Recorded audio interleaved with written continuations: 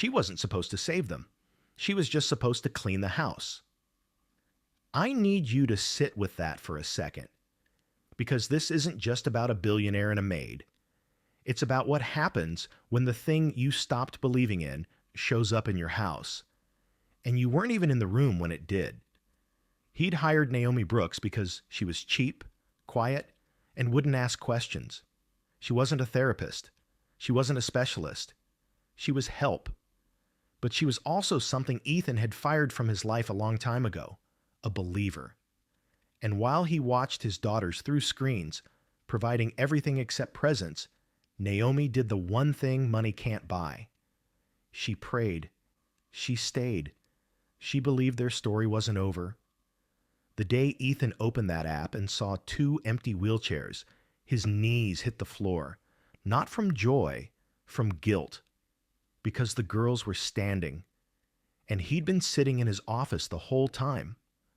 What happened next? He did something nobody expected, not even himself. Let me take you back. Back to the moment Ethan Caldwell stopped praying. It wasn't dramatic. There was no fist raised at heaven, no theological crisis, just a slow, suffocating silence that crept in after his wife's funeral and never left. The accident took Sarah first. Then it took his daughter's legs. Then it took his faith. The doctors were clear. Permanent spinal damage. No hope of recovery. Ava and Elise would never walk again. Ethan heard those words, and something inside him turned off. He didn't argue with God. He didn't rage. He just stopped expecting anything. And honestly, can you blame him? When you lose the person you prayed beside, when your 6-year-old daughters wake up asking why their legs won't move, when the only answer medicine gives you is never, hope starts to feel like cruelty. So Ethan did what he knew how to do. He threw money at the problem, the best doctors, the best equipment, the best physical therapists in 3 states, but he couldn't throw himself at it. He couldn't sit on the floor with them, couldn't look them in the eyes without seeing Sarah, couldn't hold their hands without feeling the weight of surviving when she didn't. So he installed cameras, 17 of them. He told himself it was for safety, for monitoring care, for making sure the rotating staff of nurses and caregivers were doing their jobs. But the truth, he was hiding, watching life happen on a screen because participating in it hurt too much. The mansion became a mausoleum. Wheelchairs lined the hallways like monuments to loss. Toys sat untouched. Laughter became a memory. And the caregivers? They came and went like seasons.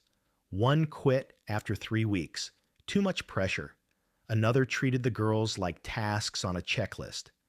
A third overpromised breakthroughs that never came. Each exit reinforced what Ethan already believed. Hope was expensive, and faith was for people who hadn't lost enough yet.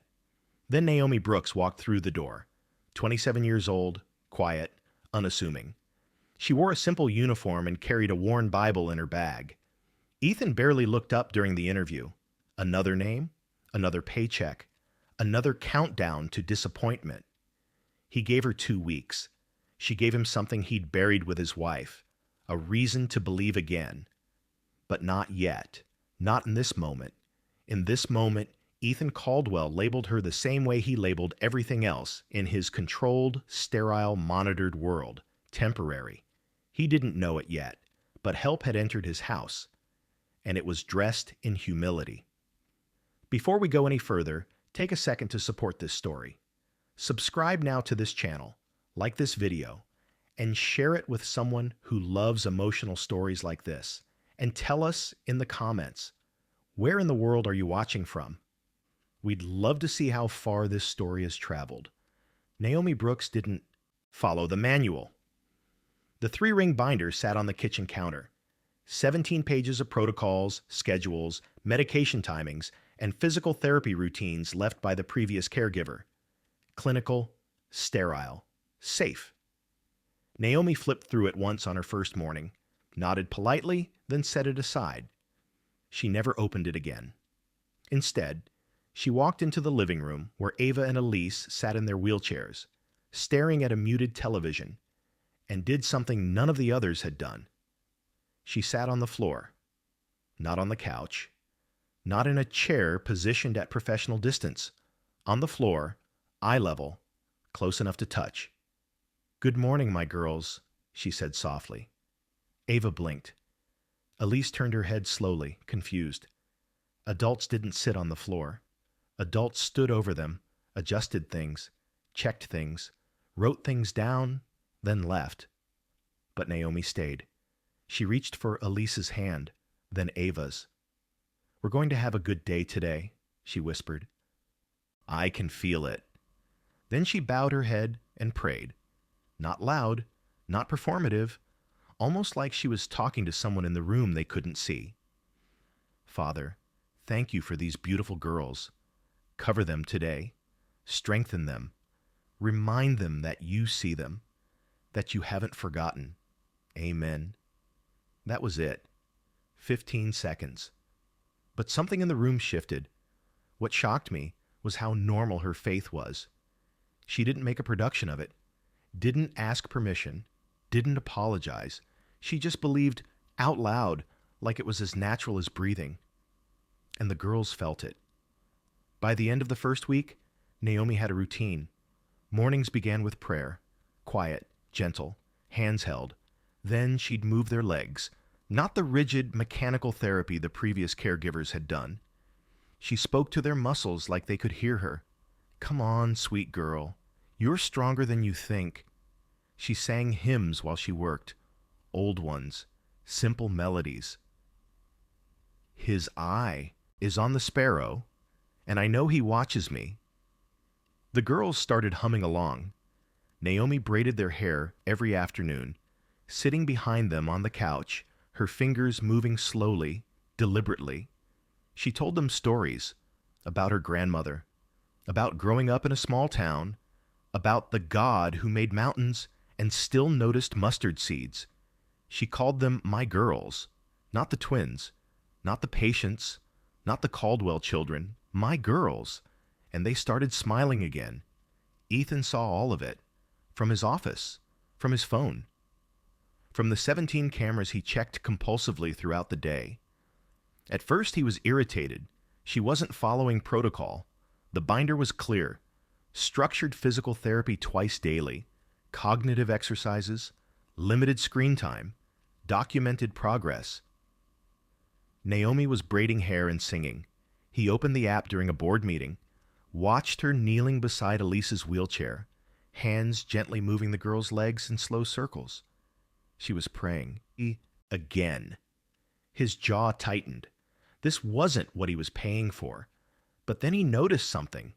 Ava was sitting up straighter. Elise was laughing. Their faces looked different, lighter, like someone had turned on a dimmer switch he didn't know existed. He told himself it was coincidence, placebo effect, emotional comfort, nothing clinical. But he kept watching. 2 weeks in, Naomi started whispering scripture. Not preachy, not forced, just woven into conversation like thread through fabric. "You know what I read this morning?" she said one afternoon, gently stretching Ava's legs. "God hasn't finished with you yet. Isn't that something? He's still working, still moving, even when we can't see it." Ava looked up at her. "You really believe that?" Naomi smiled. "Baby, I don't just believe it. I've seen it." Ethan watched from his phone, sound on, volume low. His chest felt tight. He wanted to dismiss it, wanted to label it wishful, thinking, religious nonsense, emotional manipulation. But the girls believed her, and something in him hated that. Because if they started hoping again, what happened when nothing changed? Sometimes what threatens us most isn't failure, it's hope. Because hope requires us to trust again, and trust is where the real danger lives. Then the physical signs started, small, almost imperceptible. Dr. Ramesh came for a routine checkup in week 3. He ran the standard tests, reflex checks, muscle tone assessments, range of motion evaluations. He paused. Mr. Caldwell, has anything changed in their routine? Ethan's pulse quickened. No. Why? Ava's core strength has improved. And Elise, there's muscle activation in her lower abdomen that wasn't present last month. Ethan stared. What does that mean? Dr. Ramesh hesitated. Likely nothing. Muscle memory, reflex adaptation. But it's unusual. He didn't say impossible. He said unusual. And that word lodged in Ethan's chest like a splinter. That night, Ethan opened the security app 17 times. He watched Naomi tuck the girls into bed, watched her kneel beside them, hands folded, lips moving in silent prayer. Watched her kiss their foreheads and whisper, "See you in the morning, my girls." He zoomed in on Ava's face. She was smiling in her sleep. When was the last time he'd seen that? He couldn't remember. His thumb hovered over Naomi's employee file. Termination was one click away. She wasn't following protocol, wasn't documenting properly, was filling his daughters' heads with faith he didn't believe in anymore. It would be easy, clean, safe. But he didn't click it. He watched instead. Watched her arrive early the next morning. Watched her pray before entering the girls' room. Watched her greet them like they were the most important people in the world. And he hated how much it unsettled him. Because Naomi, Brooks wasn't performing. She wasn't trying to prove anything. She was just present.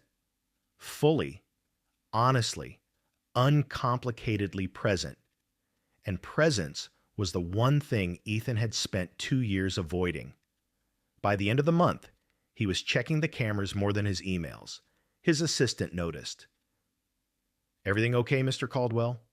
He nodded, eyes on his phone. On the screen, Naomi was on the floor again, Ava's small hands in hers. "You're going to do amazing things," Naomi was saying. "I just know it." Ethan's throat tightened. He wanted to believe her. He wanted to walk into that room, sit on the floor, hold his daughters. But the fear was louder than the want, so he stayed behind the screen, watching, controlling, hiding. The cameras were supposed to protect him from more pain. But lately, all they did was show him what he was missing. And the worst part? He couldn't look away. The cameras meant to protect him were beginning to expose him. Dr. Patel arrived unannounced. Ethan had called in a favor. One of the country's top pediatric neurologists, flown in from Boston to give a second opinion he didn't ask for, but desperately needed. Because the word unusual was eating him alive. Dr. Patel spent 90 minutes with the girls. Ethan watched every second from his office, volume maxed, heart pounding against his ribs, reflex tests, muscle stimulation, mobility assessments. Naomi stood in the corner, hands folded, silent. When Dr. Patel finally emerged, his expression was unreadable. "Mr. Caldwell, I'd like to run some additional tests. With your permission." "What did you see?" Dr. Patel chose his words carefully. "Ava is demonstrating core engagement that shouldn't be present given her injury. And Elise, there's voluntary muscle response in her lower extremities. Faint, but measurable." Ethan's mouth went dry. "What does that mean?" 6 months ago, I would have said impossible." He paused. 3 months ago, I would have said unlikely. And now? Dr. Patel met his eyes. Now I'd say remarkable. That word landed like a blow. Not impossible. Remarkable. The ground Ethan had been standing on for 2 years cracked beneath him. He couldn't sleep that night. 2 a.m. found him at his desk, laptop open, searching. Neuroplasticity, spinal cord recovery, late-stage rehabilitation breakthroughs, page after page of medical journals, case studies, documented recoveries that defied initial prognoses, a 7-year-old in Munich who walked again after 18 months, a girl in Toronto whose permanent paralysis reversed after experimental therapy. A boy in Singapore whose family refused to accept never. Ethan's hands trembled on the keyboard. The research was there. The possibilities were there. The hope had always been there. He just hadn't looked for it. No. Worse than that, he'd refused to look for it because looking meant risking, and risking meant the possibility of losing again. So he'd accepted never as protection, as certainty, as control. And while he was protecting himself, his daughters were suffering. The realization didn't arrive gently. It gutted him. This realization hits harder than the diagnosis, because a diagnosis is something that happens to you. But giving up, that's a choice. And Ethan was drowning in the weight of his. He closed the laptop, put his head in his hands, and for the first time in 2 years, he tried to pray. The words wouldn't come. He knelt beside his bed like he used to, hands folded, eyes closed, but his mouth stayed shut. Because what do you say to a God you stopped talking to? Sorry? Help? Why did you let this happen? The silence in the room felt heavier than grief. It felt like judgment. Ethan's jaw clenched. Heat rose in his chest, sharp, acidic, unfamiliar. Anger, not at the accident, not at the doctors, at himself, for hiding, for watching, for choosing fear over faith, for letting a stranger love his daughters better than he did. The anger turned quickly. It always does. Guilt swallowed it whole. He stood up, walked to the window, stared out at the dark expanse of his property. 17 cameras, 7-figure medical equipment, a house full of everything except the one thing his daughters actually needed, him. He couldn't pray, couldn't even find the words to start. So he just stood there, silent, broken, ashamed. He started avoiding Naomi. Not overtly. He was too calculated for that. But he stopped checking the cameras as often, stopped lingering in doorways when she passed, stopped asking his assistant for updates. Because every time he saw her, he saw the truth. She had done what he couldn't. She had believed when belief felt impossible. And his daughters were responding. To her, not to him. Naomi noticed. Of course she did. One evening, as she was leaving, she paused in the foyer where Ethan stood reviewing emails on his phone. Mr. Caldwell. He didn't look up. Yes. She hesitated, then quietly. God understands silence too. He froze. She didn't wait for a response, didn't push, didn't preach. She just smiled, soft, knowing, kind, and left. Ethan stood there long after the door closed. Those 6 words sat in his chest like an anchor. God understands silence too. He didn't know whether to be comforted or wrecked. He felt both. The next afternoon, Ethan was in a meeting when his phone buzzed. He ignored it. It buzzed again, then again. He glanced down. Security app notifications. Motion detected. Living room. Motion detected. Living room. Motion detected. Living room. Irritation flashed. He swiped open the app, ready to see what malfunction was triggering false alerts. The feed loaded, and everything stopped. Naomi was standing in the center of the living room. That wasn't unusual. What was unusual? What made Ethan's breath catch in his throat? What made the room around him go silent even though people were still talking? Was what was behind her. 2 wheelchairs, empty, both of them. Naomi's back was to the camera, her hands extended in front of her. Ethan's fingers trembled as he expanded the frame. And then he saw them. Ava, standing. Elise, holding Naomi's hands, taking a step, then another. Ethan's phone slipped from his hand. It clattered onto the conference table. Someone asked if he was okay. He didn't hear them. He was already running. His chest burned as he sprinted through the hallways of his own mansion, Hallways he'd avoided for months, spaces he'd monitored from a distance but never inhabited. He rounded the corner into the living room and stopped. Ava stood on shaking legs, hands gripping Naomi's forearms, her face scrunched in concentration. Elise was behind her, one hand on the back of the couch, knees locked, trembling but upright. Naomi's voice was steady, calm. "That's it, baby. One more. You've got this." Ava took a step. Her legs wobbled, but she didn't fall. Ethan's knees buckled.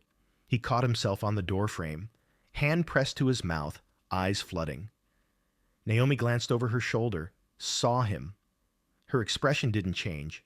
No surprise, no triumph, just peace. She turned back to Ava. "Your daddy's here, sweetheart." Ava looked up, saw him, and smiled. "Daddy." "I'm walking." Ethan couldn't speak, couldn't move, couldn't do anything but stare at the two empty wheelchairs behind the woman he'd almost fired, the miracle he'd stopped believing in, the hope he'd buried, standing right in front of him. And he hadn't been in the room when it started. The cameras meant to protect him had done exactly what he feared most. They'd shown him the truth. He was present for everything, except the moments that mattered. Ethan fell to his knees, not gracefully, not with control. He collapsed, right there in the doorway, like someone had cut the strings holding him upright. His hands hit the hardwood floor. His breath came in ragged, uneven gasps, and he sobbed. Not the quiet, dignified kind of tears men hide in boardrooms or swallow in limousines. The kind that rip through your chest and leave you hollow. The kind that come from 2 years of holding everything in. Ava's voice cut through the fog. "Daddy?" He looked up. She was still standing, shaking, holding on to Naomi like her life depended on it, but standing. Elise had sunk back onto the couch, exhausted, but her eyes were wide and bright, alive. Naomi stepped aside gently, making space. "Go to him, baby," she whispered. Ava hesitated. Her legs wobbled, but she moved. 1 step, 2, 3. And then she was in his arms. Ethan caught her and pulled her into his chest so tightly she let out a small gasp. He buried his face in her hair, his entire body shaking. "I'm sorry," he choked out. "I'm so sorry." Elise slid off the couch, not standing, but crawling, and threw her small arms around his neck. He held them both. And for the first time in 2 years, Ethan Caldwell stopped watching his daughters' lives. He entered them. Naomi stood a few feet away, hands folded, tears streaming silently down her face. Ethan looked up at her, his face wet, his voice breaking. "How?" She knelt down slowly, meeting his eyes. "I didn't heal them, sir." Her voice was steady, gentle, unwavering. "I just believed God still could." Silence. Ethan stared at her. What would you do in that moment, when the thing you spent years refusing to hope for is suddenly real? When the person you almost dismissed becomes the instrument of everything you thought was lost? What do you say to someone who had more faith in your children than you did? Ethan had built empires with words, but now he had none. So he just nodded and whispered, "Thank you." Naomi smiled. "Don't thank me. Thank him." That night, after the girls were asleep, after Dr. Patel had been called back, after the tests were run again, after the word miraculous was used for the first time, Ethan sat alone in his office. The security app was still open on his phone. 17 camera feeds. 17 windows into a life he'd been too afraid to live. He stared at the screen for a long time. Then he deleted the app. All of it. Every camera. Every alert. Every feed. Gone. His assistant called the next morning, confused. "Mr. Caldwell, your calendar shows back-to-back meetings for the next 2 weeks. Do you want me to cancel them?" "Sir?" Cancel everything. Board meetings, investor calls, all of it. For how long? Ethan looked out the window, at the early morning light spilling across the lawn. Ava and Elise were in the living room with Naomi, laughing. He could hear them from here. I don't know yet, he said quietly. I'll let you know. He hung up. For the first time in his career, Ethan Caldwell chose presence over profit, and it felt like exhaling after holding his breath for years. 2 weeks later, he did something no one expected. He held a press conference, not from his corporate office, not surrounded by lawyers and PR teams, from his living room. Ava sat on his left, Elise on his right, both in chairs, not wheelchairs. Naomi stood off to the side, out of frame at her own request. The cameras rolled. Ethan looked directly into the lens. 2 months ago, I was told my daughters would never walk again. I believed it. I accepted it. And I gave up. His voice cracked, but he didn't stop. But someone else didn't. Naomi Brooks, a woman I hired to clean my house, refused to accept never. She prayed when I wouldn't. She believed when I couldn't. And because of her faith, my daughters are standing today. He paused. I've spent my entire life building companies, acquiring wealth, chasing success, and I thought that made me powerful. But real power, real strength, it doesn't come from control. It comes from surrender. He glanced at his daughters.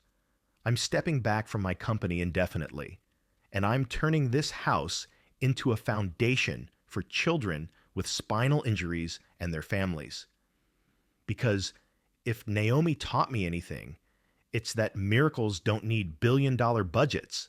They need belief and presence and people willing to show up when hope feels impossible. The room was silent. I don't know what happens next. I don't have all the answers, but I know this. I'm not hiding anymore. He reached for his daughter's hands, and I'm not watching from a distance. That night, after the reporters left, after the phone stopped ringing, after the girls were tucked into bed, Ethan walked into the room that used to be Sarah's office. He hadn't been inside since the funeral. He knelt beside the chair where she used to pray. And for the first time in 2 years, the words came.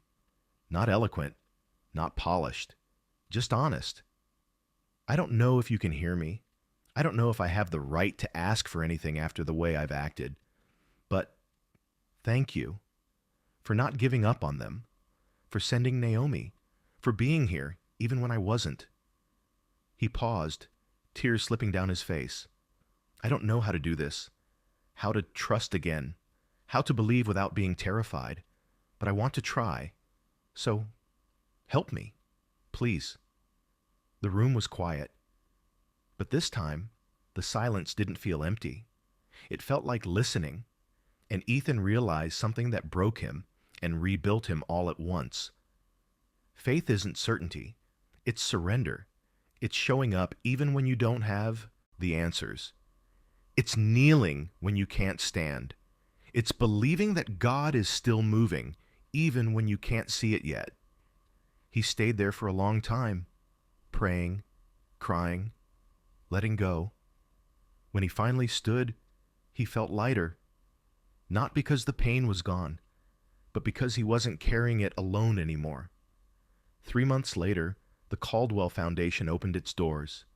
Families came from across the country, children in wheelchairs, parents with exhausted eyes and fragile hope. Naomi led the prayer team. Ethan led by example, sitting on floors, holding hands, being present. And the girls. Ava and Elise walked the halls every day, stopping to talk to the other kids, to pray with them, to whisper the same words Naomi had whispered to them. God hasn't finished with you yet. One evening, as Ethan locked up, he found Naomi in the chapel. She was kneeling, praying quietly. He sat down beside her. I never thanked you properly, he said. She smiled. You didn't need to.